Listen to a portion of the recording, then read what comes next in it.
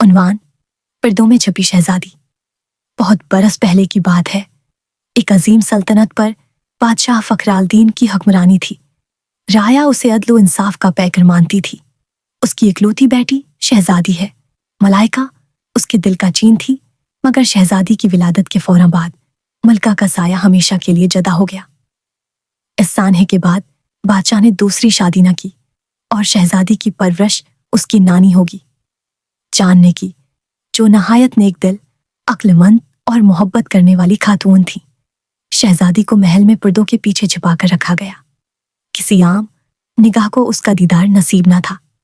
बादशाह उसे दुनिया की हर नजर से बचाना चाहता था। यही वजह थी कि जब वो जवान हुई तो तमाम सल्तनत में यह अफवाह फैल गई कि शहजादी इंतहा दर्जे की बदसूरत है, तभी उसे छिपाकर रखा जाता है। जब शहजादी के रिश्ते आने लगे तो दूर दराज के मुल्कों से शहजादे उसे देखने आते, मगर रास्ते में ही लोग उन्हें तरह तरह की बातें सुनाते। शहजादी बदसूरत है, उसे शादी के बाद ही देखने का मौका मिलेगा, फिर पछताओगे। ऐसे में कई शहजादे महल तक पहुंचने से पहले ही भाग जाते। मगर एक रोज एक खूबरो शहजादा अयाज एक दूर की सल्तनत से मलाइके का रिश्ता मांगने आया। रास्ते में उसे भी लोगों ने वही बातें सुनाई, मगर उसके दिल में अजब सी जिद जाग उठी कि वो पहले शहजादी को जरूर देखेगा। उसने एक दिन पहले ही महल में पहुंचने की तदबीर की।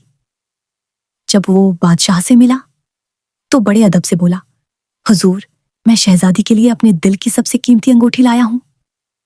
मैं चाहता हूं उसे शहजादी को खुद पहनाकर इसके हाथ का नाप लूं, ताकि मंगनी के दिन के लिए मुनासिब जोड़ियां तैयार करा सकूं। बादशाह ने सुनकर टाल मटोल की और कहा, हमारे यहां शादी से पहले शहजादी को देखना दस्तूर नहीं। मैं खुद नाप लेकर तुम्हें भजवा दूंगा। उधर शहजादी, जो सादगी और मासूमियत का पैकर थी, नानी जान से मन समाजत करती है कि किसी तौर वो शहजादे से मुलाकात करवा दे। नानी आखिरकार उसकी जिद के आगे झुक जाती हैं। वो सादा कपड़ों में एक आम सी लड़की के रूप में महल के बाग में शहजादे से मिलती है। शहजादा उसे देखकर तंब खुद रह जाता है। ये तो बेहद हुसैन है। शायद उसी हुस्न की हिफाजत के लिए बादशाह ने उसे सबसे छुपा रखा है। वो दिल ही दिल में सोचता है। शहजादी की एक सहेली उसे बताती है कि शहर में एक जादूगर आया है जो मुस्तकबिल की झलक दिखा सकता है। शहजादी नानी से इजाजत लेकर सादा लिबास में एक आम लड़की के तौर पर शहर की तरफ रवाना होती है। वो जादूगर से पूछती है, क्या शहजादा अयाज मेरे लिए बेहतरीन जिंदगी साबित होगा? जादूगर मुस्कुराकर एक सुनहरी मशरूम उसे देता है और कहता है, कल तुम्हें खुद जवाब मिल जाएगा। शहजादी पर उम्मीद दिल के साथ वापस महल लौटती है, मगर सुबह जब आईने के सामने खड़ी होती है तो हैरत और खौफ से है उसकी चीख निकल जाती है। उसकी नाक गैरमामूली तौर पर लंबी हो चुकी होती है और वो बेहद बदसूरत नजर आने लगती है। शहजादी बदसूरती की इस हालत में नानी के गले लगकर फूट फूट कर रोती है, नानी जान, अब लोग जो कहते थे वो सच हो गया। मैं वाकई बदसूरत बन गई हूं। मैं शहजादे का सामना कैसे करूंगी? नानी उसे तसल्ली देती है, बेटी, दिल की खूबसूरती असल हुस्न होती है, मगर अगर यह किसी आजमाइश का हिस्सा है तो हमें उसका हल भी तलाश करना होगा। यूं शहजादी दोबारा अपनी सहेली के साथ शहर की बस में बैठकर जादूगर की तलाश में निकलती है। शहर भर में तलाश के बाद पता चलता है कि जादूगर तो दूसरे गांव चला गया है। शहजादी थकी, मायूस मगर पुरज़म होकर अगले गांव रवाना हो जाती है। रास्ते में उसे एक बड़ी औरत हो जाती है, दिखाई देती है, जो सस्ते इत्र बेच रही होती है। शहजादी उससे मदद मांगती है, माँ जी, मैं जादूगर की तलाश में हूं, मेरे साथ वक्त नहीं, मेरे पास कुछ नहीं बचा। शहजादी की आंखों में सच्चाई और दर्द देखकर कहती है, बेटी, मेरे साथ झोंपड़ी में रहो, यहां अमन है। शहजादी चंद दिन उसके साथ रहती है और वक्त गुजारने के लिए बागात से नायाब फूलों का इरक कशीद करके अनोखे खुशबू वाले इत्र बनाने लगती है। वो बूढ़ी औरत को भी सिखाती है। उधर सल्तनत में बादशाह ने ऐलान कर दिया, जो भी सबसे नायाब और महंगा इत्र बनाएगा उसे इनाम में सोने की महर मिलेगी और मेरे बेटे के लिए उससे निकाह की पेशकश भी होगी।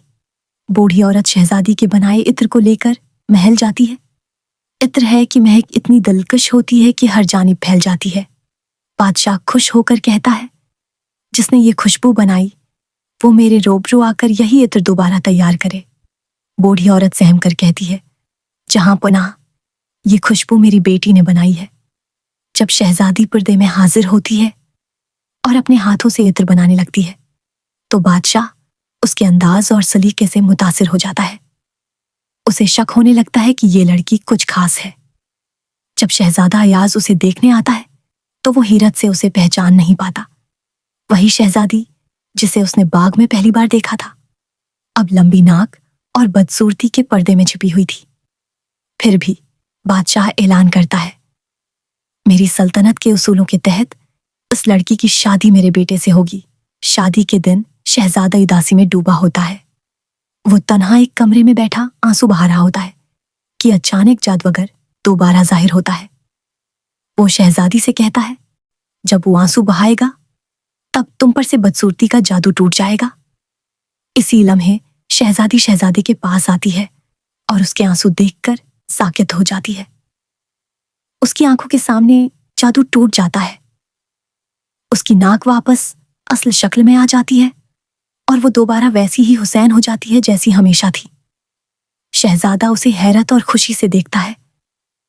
तुम वही शहजादी हो जिसे मैं महल में ढूंढता